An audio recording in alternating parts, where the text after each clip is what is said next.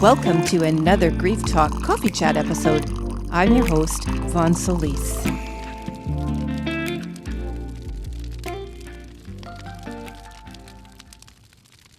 Welcome to another episode of Grief Talk, our Coffee Chat episode 2. I am your host, Vonne. So welcome. So today I wanted to talk a little bit about one of my favorite topics, which is healing with the angels.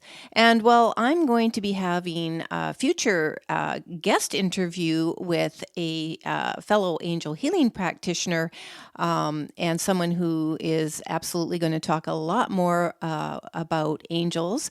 And we're also going to be having some fantastic Soul Sister Sunday conversations about healing with unseen forces. I also have another guest interview on that I'm going to be sharing with you. But specifically working with the angels, this is a fantastic, wonderful realm that a lot of people are interested in. Many people. I read a few years back, something like 70%, if not higher, in the United States alone believe in angels. I'm from Canada. I dare say the figure is just about the same. And I'd also say the same is for around the world. Many people believe in angels as either a religious symbol or literally energy or a realm that they can work with in their personal life. Some of us actually work in the field as practitioners, and I am one of them. I used to do one-on-one readings with angels for 9 years, as a matter of fact, and I've kind of moved into a different platform now. Instead of doing one-on-one mostly, I am doing this podcast. I've written a book, Divine Healing, Transforming Your Pain into Personal Power, with the second part of that book completely dedicated to healing with angels as a self-help practice. I do have a YouTube channel where I have videos there that you can watch to see how to work with different angels in grief, angels to manifest, angels to concentrate, different things. And one video that will talk about how to work with them in general, the 15 archangels, as I worked with them in my own grief. I'll have links to that one last video for sure, and then you can find the others on that channel if you're so inclined to go and have a peek. But the point I want to make is that the angels are an incredible healing resource for us. They're also an incredible resource for us to empower us in many other ways, help us with job interviews, help us in difficult relationships, protect our children, protect our homes, fix things, find things, you name it, they are there to help us. So I wanted to talk a little bit about in this episode, and the reason I'm calling them coffee chat episodes is not because I'm actually sitting here drinking coffee or tea, as the case may be, but more to have the audience, listener, viewer imagine themselves in their favorite bistro, sitting down with a friend, listening to stories of inspiration, thinking about their own stories, how they feel inspired, how you feel inspired to work with any information you may hear in this podcast, specifically on the coffee chats, which are solo shows.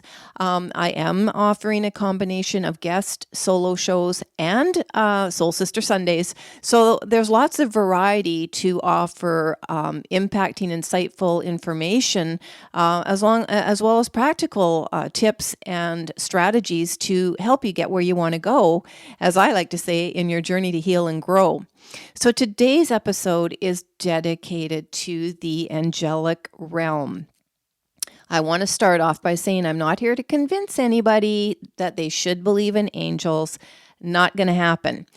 It's something that you either experience almost more than believe in, because once you believe in angels, you will experience them. So it's kind of hard to convince yourself to believe in something that you can't experience.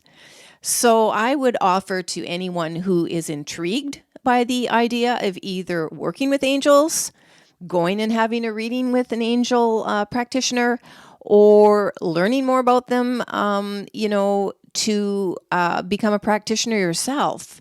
I would just say have an open mind.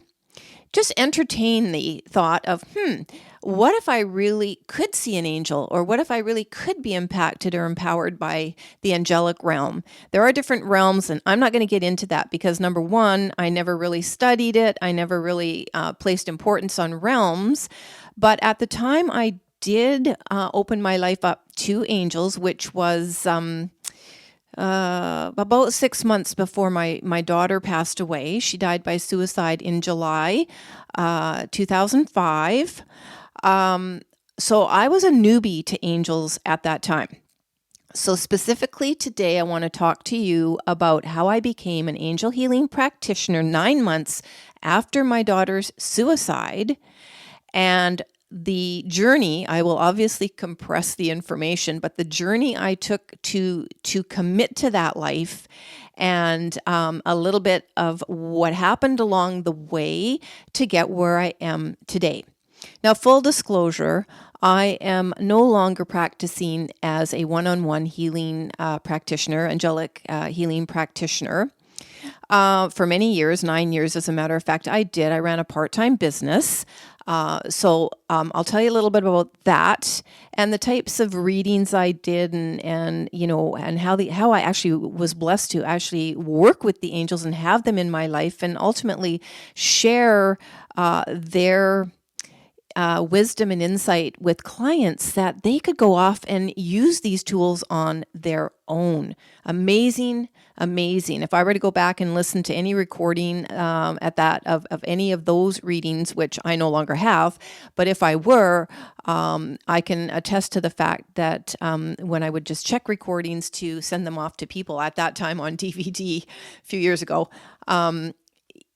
they were so empowering and impactful that there wasn't a client who was disappointed. So that doesn't attest to the power of me at all. That attests to the power of the angels, insightfully, I don't know what the word to call it, but just choosing their channels. And there are many of us in the world, many of us in the world, and I no longer do one-on-one, because I wanted to move into a broader reach through now what is this platform? Was books, now a little bit of blogging, stepped away from it a little bit, and now it's this podcast. So we are going to have episodes dedicated to the angelic realm.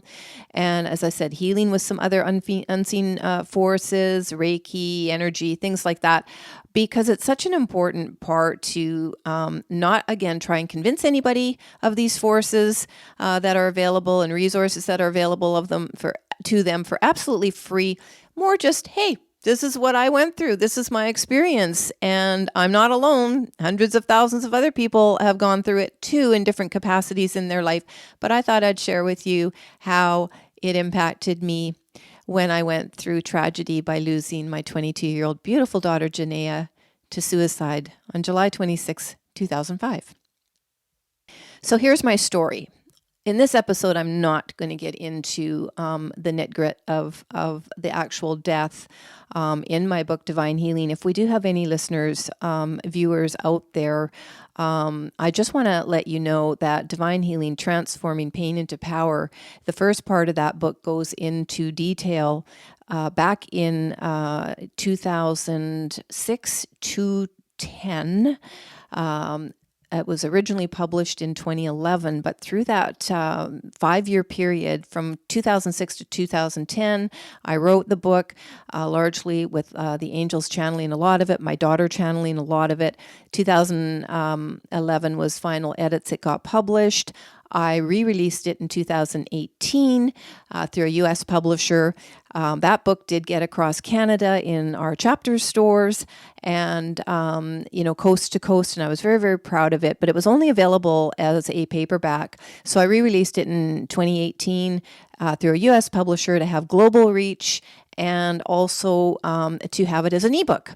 So for anybody that is interested, that goes through my story right from the moment I learned of Janaea's death in the car, driving crazy, like crazy, with my husband driving to the city from the country where we lived, only to find out halfway there on the highway that she was gone. Needless to say, it was incredibly traumatic. And we spent the next several hours outside her apartment. She lived in an apartment in this house, dealing with police, paramedics, first responder, people who were there to try and help you with trauma, a landlord, his wife, a few friends like my mom, everybody but my son, who was 13 and at the friends next door when all this was going on. Didn't get home till after midnight. We set in, about 5:30 to the city. So it was hours of absolute, the worst imaginable agony, pain you could ever, conjure up in your brain. And I know that I'm not the only one. There's thousands and thousands and thousands of bereaved parents. There's thousands of other people who have gone through extreme trauma, even probably worse than that. But for the most part, many people consider losing a child the absolute worst experience you could ever possibly imagine. And so I don't know if it is.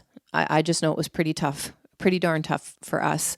And so that book, Divine Healing, definitely chronicles all of that, all of the financial difficulties, family difficulties, relationships breaking down, how I dealt with becoming a brand new bereaved person, not having any idea about grief at all.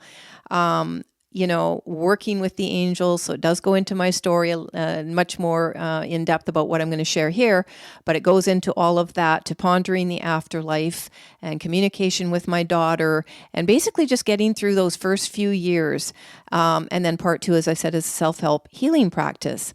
But why I'm talking about that book is because looking back today, looking back at what was going on in culturally, socially at the time. As I said, I live in Canada. I don't think the States is much different. You have a few more resources and so on for my American viewers and listeners. But a lot of how we think about death and grief, how we provide support, how much support we provide, and so on, how we talk to each other, how much people know, how grief, savvy they are. In other words, even just being prepared for loss of someone, it's pretty much the same. So there is need for improvement in the way we advocate for grievers themselves, ourselves. There's much, greater need for the better supports, more support, type of support. And when I'm saying type of support, having healthcare professionals truly understand what we're going through. A little side note here is that what they used to call complicated grief, which is grief that just won't go away for people, has now been officially classified as a disorder in the DSM V, and that is now known as prolonged grief disorder. And that's the DSM is the manual that the health professionals, mental health professionals kind of refer to as the foundation of describing, treating, and I should say diagnosing and treating different disorders. So prolonged grief is now a real thing. And I do have the disorder along with post-traumatic stress disorder. But even when you look at PTSD and talk about it in terms of loss of a child, loss of another person to suicide, it's the information's just really not there. So this is a platform where I get to talk about what I want to talk about, and these are some of the things I am going to be discussing and sharing my experience, not telling people what to do, how to do it, but more encouraging them to look for symptoms in themselves, go get medical help, go get medical intervention. Part of the reason, and that's going to be another show, but part of the reason we don't really seek medical help often or as much as we want to, or even when we really need it, is because we're almost certain at the beginning they're not going to understand what we're going through. And for the most part, that is an accurate assessment. We have to teach doctors and therapists what we're going through, and then, and that's certainly true for bereaved parents, and then we have to make sure we're working with the right healthcare professional who can help us with the right type of treatment to get us through what we're going through. And it was interesting when they classified prolonged grief disorder a month ago. I just want to say, and then I'm going to move to the angels, is that they still don't know how to treat it. Okay. So much, they do now have well, you need this, and this.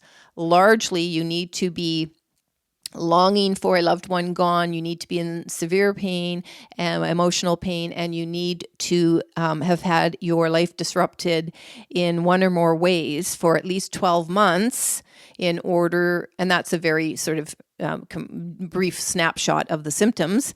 That is what you would need for as a practitioner to go, they might have prolonged grief disorder.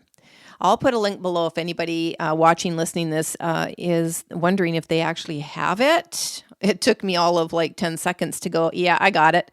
And decide for yourself if you want some intervention, if you can afford therapy, if you want therapy. But what they did actually say in articles related to that announcement was that they still don't really know how they're going to treat it. So I think this is going to be a little bit of a long road ahead for those of us who actually do have prolonged grief disorder, and in terms of getting the support we need. So back to the angels, and that's why I love angels so much, is because here's my story, and I won't be brief so as to leave the important details out, but obviously I can't, focus too much and go too in depth on certain things that were happening, But so my sister introduced me to angels a few months prior to Janaea dying, and this was a godsend. And how did she do that? Well, I had bought her a book for her birthday in the December. And then she said to me right after her birthday, you really need to get this book. It's like really great, really great. And it was a book on healing with the angels, a lesser known book by Doreen Virtue at the time. And I'd gone into this rather small bookstore and was browsing the, metaphysical section. And I saw this and I thought, oh, my sister loves angels. I'll buy this book for her. So when she was just so like, you really need this book. So I went, okay, fine, I'll go get the book. And she said, and go and get a deck of cards too. So I went and bought both things. I went and bought the book, and I went and bought a deck of the Archangel cards, again, by Doreen Virtue. And I started playing around with them. So this would have been around the February of 2005. So, I had one experience where I was doing a reading. I was very, very concerned about where my daughter was. So, she wasn't answering the phone and didn't have iPhones then, but, she wasn't answering her phone. And I was like, oh my God, I'm so worried. I was always worried about her in some capacity. And at this point, she was 22 years old, but, still worried about my kid. And so I did a card reading. I thought, I'm going to do a card reading. And the angels assured me she was okay. Just, I didn't have all the information and not to worry. Essentially, that was the reading. So a short while later, she actually phoned me and, hey, Mom, I'm okay. I was just, with a friend for a couple of days. And I'm like, oh, my God. And aside from having tremendous relief that she was okay, I was like, man, that card reading worked. Whoa. And I used to dabble in tarot readings before that for a few years, but that wasn't really my thing. So I'm sold on this. So I didn't really do too much more with it. I just sort of, all right, that's kind of interesting. Angels are kind of interesting, and maybe I'll consider that you could work with them and that they have this power. And it was more about the ability to sort of work with them as opposed to, I think I remember growing up and playing an angel with blue leotards in a Christmas pageant once. And they were Christmas ornaments. So, they were sort of really abstract for me. So I tucked this in my memory bank and went about being, a mom and doing whatever I was doing back then. So fast forward a few months to the death of Janaea, the suicide, the complete shock and trauma of it. In the initial first weeks, of course, I couldn't do anything. But by I would say late September, so August, September, maybe within 2 to 3 months, I enrolled in I went on a prayer board, number one. And that was again through Doreen Virtue. And I met some fantastic, people that I ended up emailing with, on that board. And they were very, very supportive. And it was wonderful. And it was great receiving all these prayers and so on and so forth. But it didn't really help me. And so I found an email made its way into my box, and it was an online angel course that Doreen was doing, and I went, okay, I'll get that. So I got that. It arrived, I think, in the mail. Honestly, to tell you the honest truth, is there were tapes and. They must have been CDs. So there were CDs and a booklet and things like that. So it must have arrived in the mail, and I was so excited, and I was really committed. And that was my first sort of like, okay, I'm really going to learn about these angels. So I did. And at the same time, I tucked myself away in my room because I spent an awful lot of time alone in those first few months. And I decided, well, I'm just going to call on these angels. And Doreen actually worked a lot with archangels at the time, and I just naturally sort of thought, well, I'll just try it. But I won't read what she says about them. I'll just sort of see if they come and visit me and if they give me any messages. So I did that for several weeks, and I would just go in my bedroom and for a certain period of day and just kind of, actually the room would get really cold, and I would just go, I just want whoever needs to come to me, and let me envision you as I need to envision you and give me any messages. So they did that. And I thought that was pretty cool. And then I thought, I'm going to try automatic writing with the angels. Now, this was my idea. Nobody was, no, I hadn't read about it, and there was no, you need to do automatic writing. I said, I'm going to try this. Now, I need the physical. I'm getting it kind of mentally and emotionally, and it's making me feel good, and it's helping me get out of bed in the morning, and it's helping me just think about pushing myself, and I get to, I basically at that time segregated my day.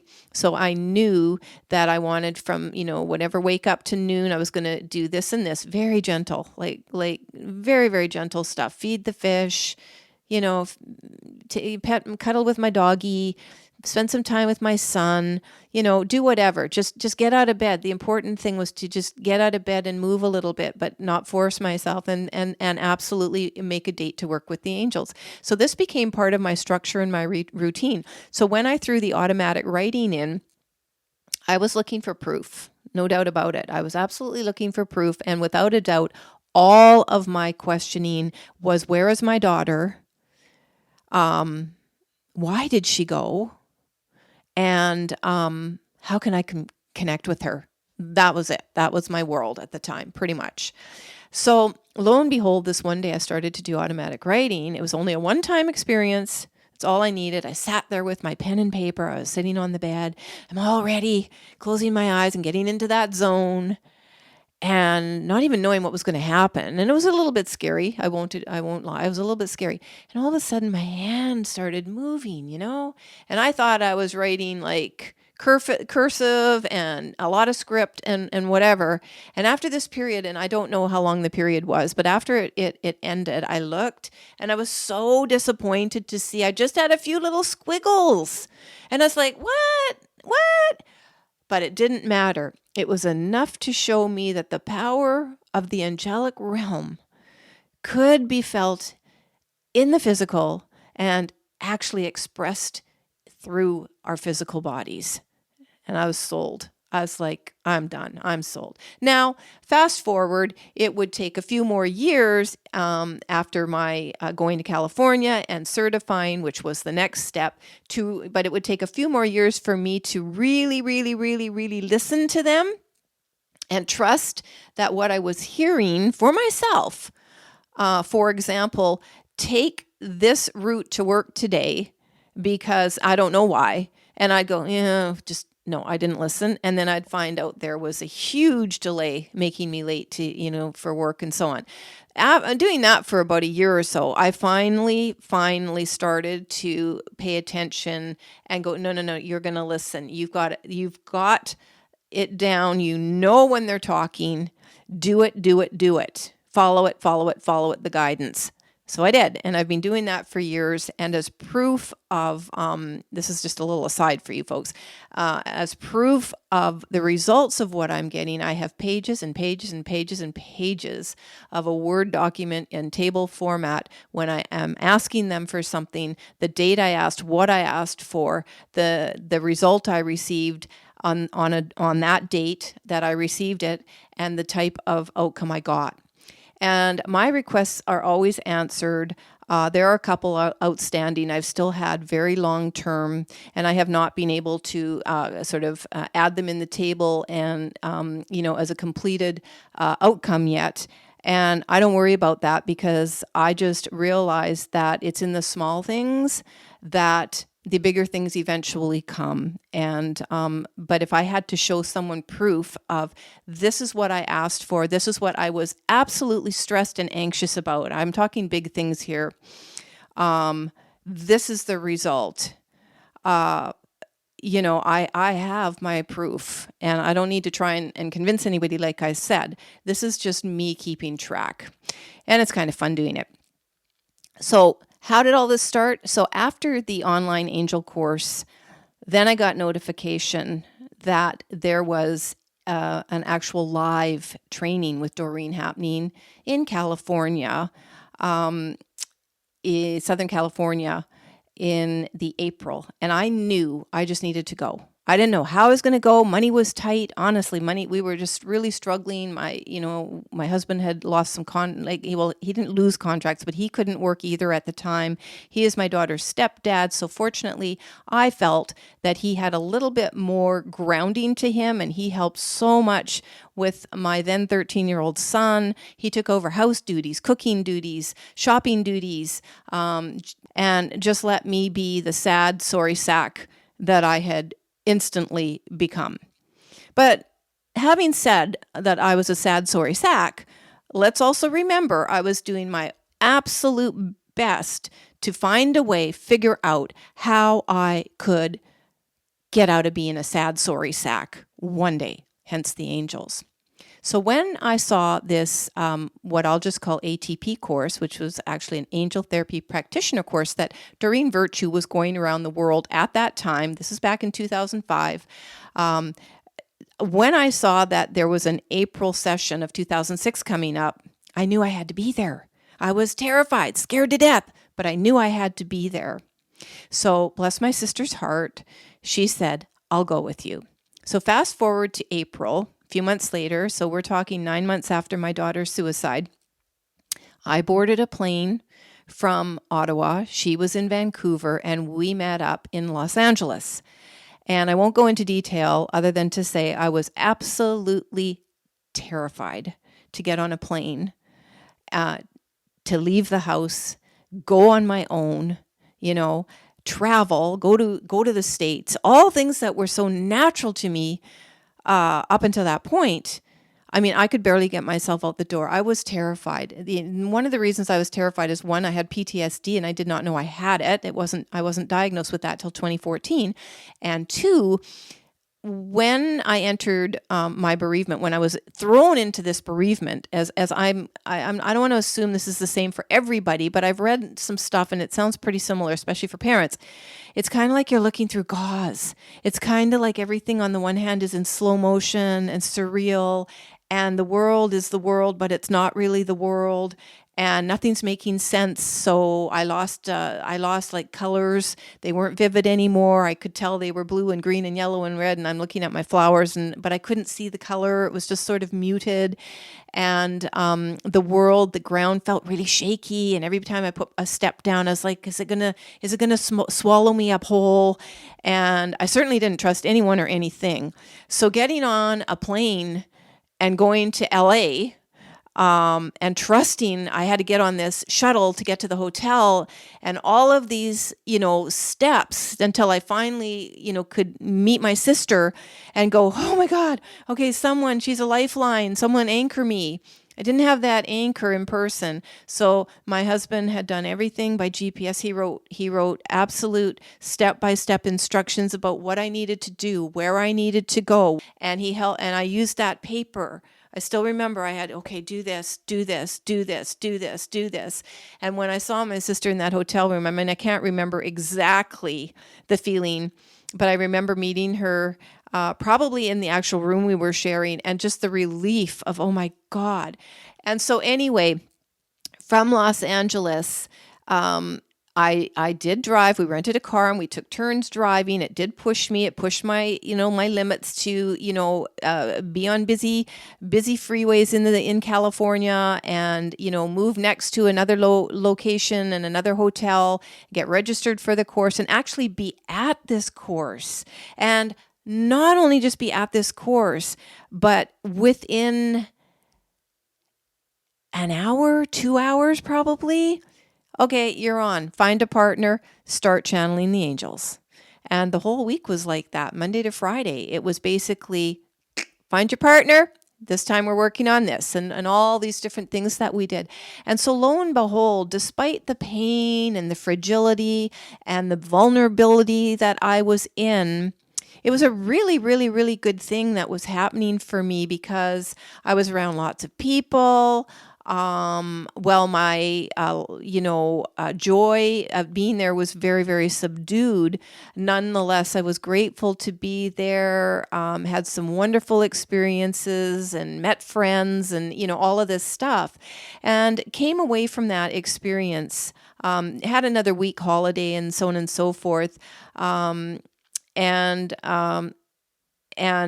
came back to Canada, back to my life, which at the time was not exactly what I had envisioned. So I was working, I have to tell you, I was working as a cashier at a grocery store 45 minutes away, because that's all I thought for me I could do. I honestly, I needed to work. Money had been a bit tight to that point, and I honestly, my brain was so skewed. I literally thought that working for minimum wage was like going to solve all our problems. If I could say to anybody listening, watching this, that might be going through anything similar and newly bereaved, the one thing I wished I would have known at the time, because I was still in the first year of my bereavement, was one, that I had PTSD. And even if I hadn't had PTSD, just the effects of trauma, the trauma of a suicide, the trauma of losing a child, and for anyone else, it might be the trauma of just losing a loved one to an accident. It may be a suicide, but just losing them unexpectedly, and you're traumatized and shocked. You're still in shock by all of this, all of the secondary losses popping along, the changes to the family. You're no longer the same dynamic. There's like a whole bunch of stuff going on. So if I could look back at that and see my life at the time and just know, listen, everything's going to work out. And the fact that you think that you need to contribute, but it wasn't even contributing financially, working these minimum wage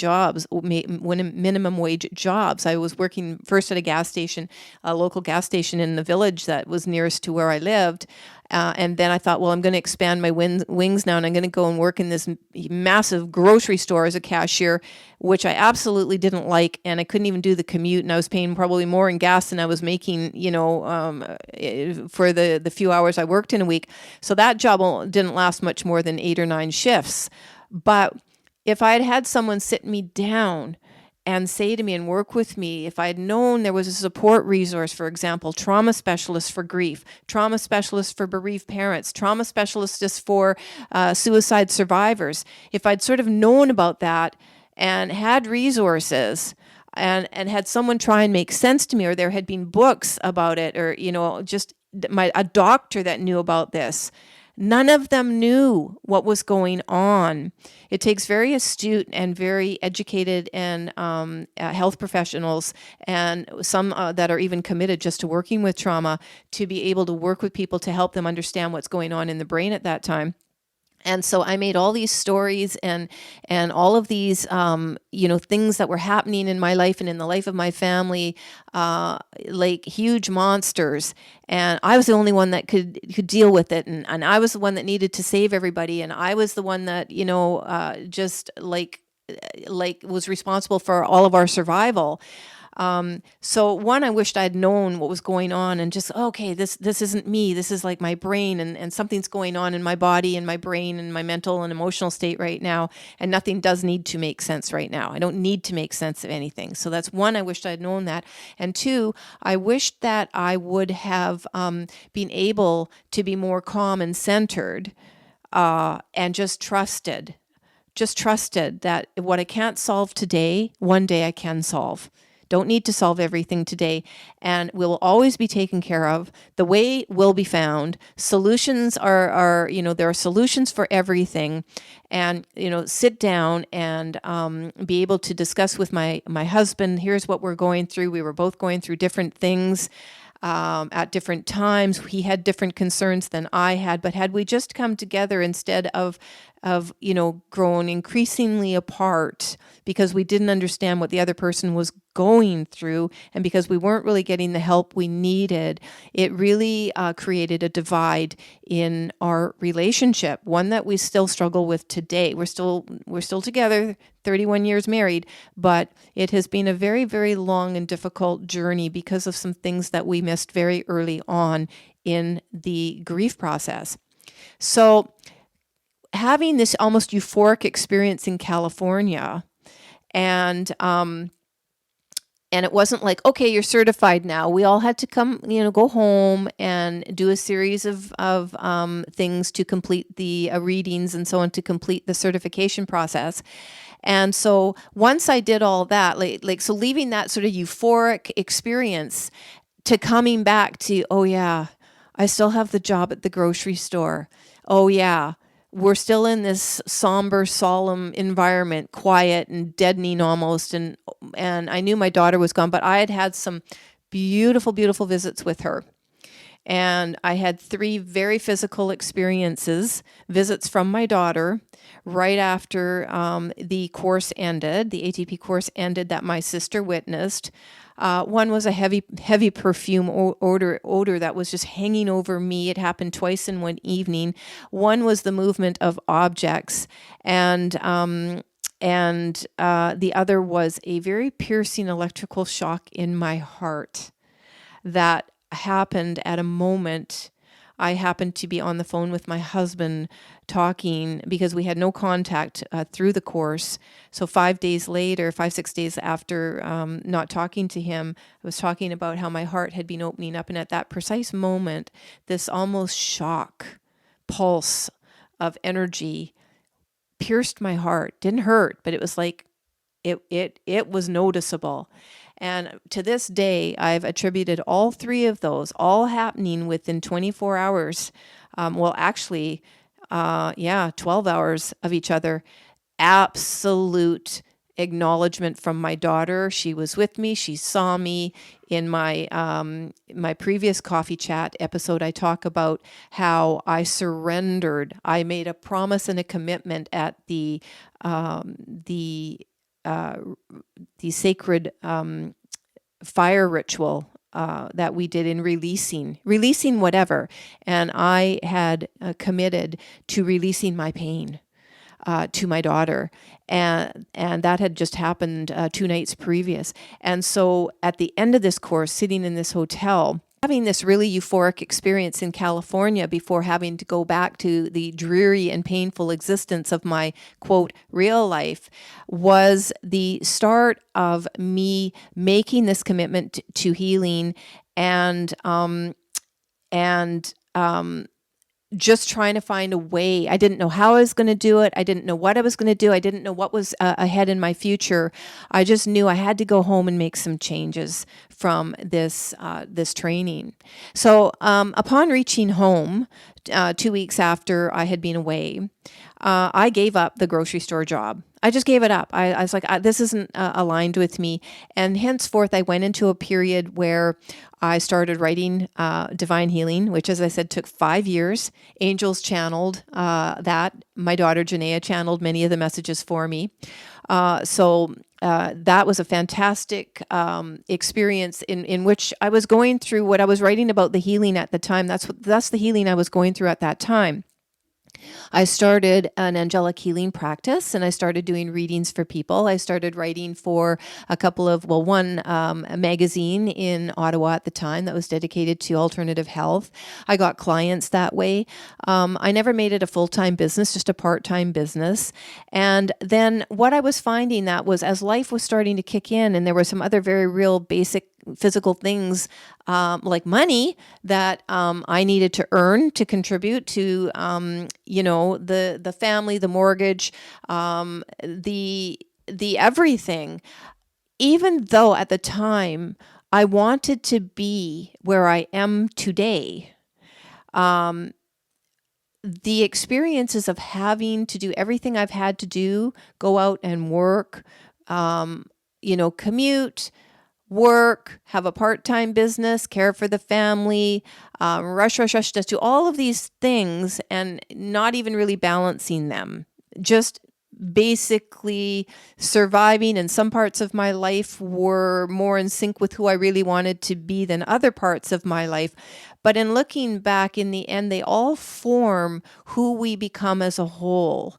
And throughout this whole entire period, there wasn't a day and not an hour in any day that went by that I did not work with, commune with, and stay in sync with the angels. I started working largely, and I always did work with the archangel realm, with the 15 archangels, as Doreen Virtue sort of described them, because she sort of became my mentor at that time. She's no longer working in the angelic field. But I do credit the work she did, all of the channeling she did, all of the amazing material and content she's put out in the world that's still available for anybody to, purchase and maybe even there's some courses through Hay House that are still available that she published through them. Anyway, I credit her work as giving me the start and me with my own foundation of metaphysics from the time I was 25 years old to being able to formulate my own relationship with the angelic realm, see them the way I needed to see them, have them enter my life and work with and through me the way I was meant to be a channel for them. And it was pretty powerful. I have to tell you, it was pretty powerful. And in those years, up until 2015, early 2015, when I finally did my last one-on-one reading, I had attended health fairs, psychic fairs, phone readings, in-person readings, did a live workshop, did speaking engagements. I had published my first book where I was a little bit concerned to go public with the angels, but I thought, well, that's what you do, you have to. But I must admit, I was still a little bit, people might think you're crazy. So all of that kind of was in that period between 2006 and, even 2005 and 2015. And basically one of the reasons I had to give up the one-on-one was because it was taking a bit of a toll on my health. And that coincided with the period of time where I had a diagnosis of PTSD, which further made me completely overhaul my life. It helped me, leave a job after a 2-year disability, retire from a full-time, 4-day-a-week government job. It helped me find the courage to move across the country and get back on the West Coast, where I'm from in British Columbia. And I now live on Vancouver Island and have done for 6 years. And it just allowed me, all of that allowed me to become stronger, have more of a focal point of where I wanted to go, although, it wasn't exactly sure. And to this day, I'm still not exactly sure always where I want to go. But there for me through all of the difficulties, and I have to say, looking back, all the trauma is over. I've never again experienced such trauma. Yes, I lost my parents. I lost my dad through normal, older age and illness. I lost my mom extremely suddenly through heart attack, essentially, when she was 78. The shock of my daughter's biological father also dying from heart disease. Boom. That was a bit of a shock. So all of these little losses, these little shocks and bigger shocks and losses, some worse than others, they all kind of built up, but through it all, dealing with it, still with this commitment to healing, was my reliance on angels channeling messages to me, sometimes for other people, but I could take the same advice, channeling stuff for myself, just making that commitment and choosing to want to be connected and in sync with this higher vibration as much as I possibly could, still not knowing how to coexist with that really heavy, dark part of the energy that is pain and suffering, with this beautiful, light, ethereal, powerful, gentle, and well-meaning angelic energy. That is where I have finally learned to coexist with the two, and more, it's the ethereal, light, angelic, beautiful, powerful, all-encompassing energy that, diminishes the darkness. So not one to want to not acknowledge there is darkness in the world. There's darkness in our personal circumstances, our life. I don't think anyone gets away from the darkness at one point or another in their life.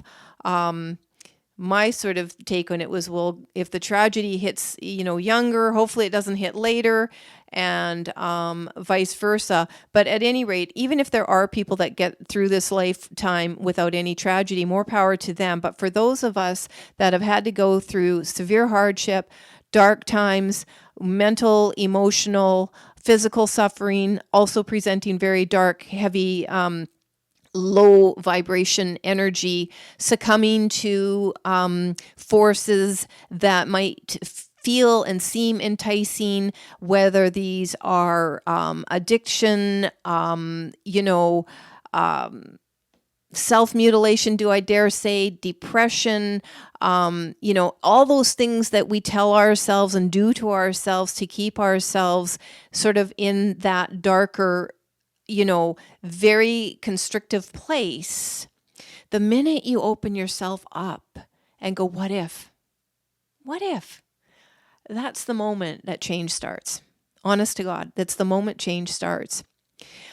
So not going into too much detail more here because I've spent enough time on this, I will say I remember clearly in 2005, 2006, driving, gripping the steering wheel, sometimes going to that grocery store job, every day going to that gas station job, other times not knowing where I was going, having to pound the pavement to look for work, because I didn't go out of the house any more often than I needed to. But then those days commuting, when I finally in 2009 did get that first government gig full time, and I was commuting anyway, gripping the wheel, asking the angels for strength, asking the angels for guidance. All of those times I was like, this isn't what I want to do. This isn't my purpose. This isn't my passion. This isn't making it worth all this pain. Please, angels, help me, help me, help me, help me. Find direction, find guidance, have courage, stay strong, feel inspired, see the light, hold on to the light. All of these things. And then on a smaller scale, when I lost my slippers, when I lost my keys, when I couldn't find my glasses, when I couldn't find an important document, working with the appropriate angel to help me find all that. Being terrified of having a meeting, having an interview, asking the appropriate angel to help me with that. Protecting my home, protecting my child, asking for miracles, asking for opportunities, just making sure a piece of a parcel, found its way to me okay without any hassle. Removing all of those things that presented huge anxiety, huge challenges for me, were terrifying for me every step of the way, every single day. I worked with those angels until I got to a point where now they're just integrated into me, have been for a few years. I have my daily affirmations with them. And if I need a little bit of a boost, or I need to, make sure something gets to me on time through the post, if I need my son taken care of, just a little bit of extra there, they're the first I call to say, hey, angels, and I might work with a specific angel. Can you do this? Can you help me with this? And huge, huge, huge, huge, huge thanks. And they always do. They always do. So always I ask for their healing. And that's what this episode was all about, healing with the angels. So my commitment in the very beginning to not let my daughter down, to not let her see me suffer, as I do believe that our loved ones in the afterlife do actually see us suffer and don't want us to suffer. I do actually believe that.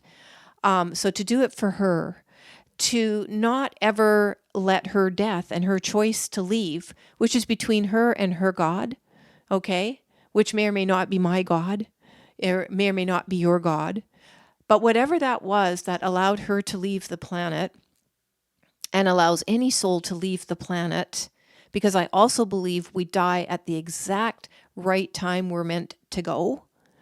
Easy to say, harder to accept when somebody's gone that you don't want them to have gone. I have asked the angels for strength and in all of this, and wisdom and insight, and to help me share with others what I'm meant to share, what I'm supposed to share, and what I can share, all the while continuing to learn and to feel empowered and to handle the fear, handle the anxiety, handle the unknown, handle all of the things that I still struggle with, not least that I would still lose my other child. I mean, I'm not going to lie, that's still please don't ever let that happen. But if it did, give me the strength to deal with it. That's kind of the level I function on. The angels can help us in so many ways with so much healing that I have often said it surpasses any physical capability from ourselves or anyone trying to help us.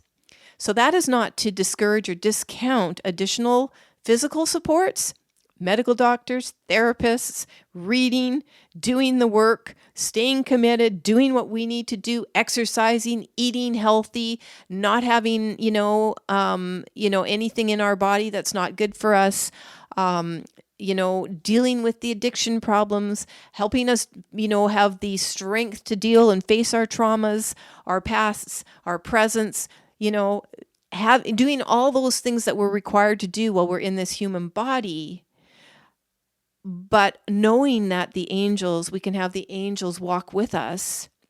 And for those who have great faith in God, other religious, entities, I'll say it just that way, because I want to be very, very respectful. The faith, whatever we have that faith in, that can walk beside us and keep us safe and being the best we can be in these human bodies, facing some of the toughest challenges. Oh, and in another episode, I'm going to be having wonderful soul sister talks with my actual sister about what we take on in this life. Why do we do it? Do we contract it ourselves? How to stay a light, being a light in the dark and all that kind of stuff. But for the moment, just doing it on our own, the angels can bring us moments, if not hours, days, weeks, months, and years of bliss and calmness and centeredness and trust and faith that everything is happening the way it needs to happen. And when we get our lessons, we can move on. It's kind of like a complicated and maybe not complicated, but maybe like there's so much to pack into that, and to end on that note, it might be a bit unfair even, but this is just more an introduction to the power of angels, the ability of angels to help heal us, and only based on my experience of what I went through from somebody who thought that an angel was something in the Bible. And guess what? I did a Christmas concert with my blue leotards on. I still remember that. And then I could hang an angel ornament on the tree to actually experiencing them work through me, for me, and to help others has been one of the greatest gifts the loss of my daughter has presented me with. And that's saying something, but I'm being totally honest about that. Now, angels may not be for you and they may not be for everybody. So don't listen to this and think, oh my God, I have to go look about, work with angels, read everything there is to know about angels. No.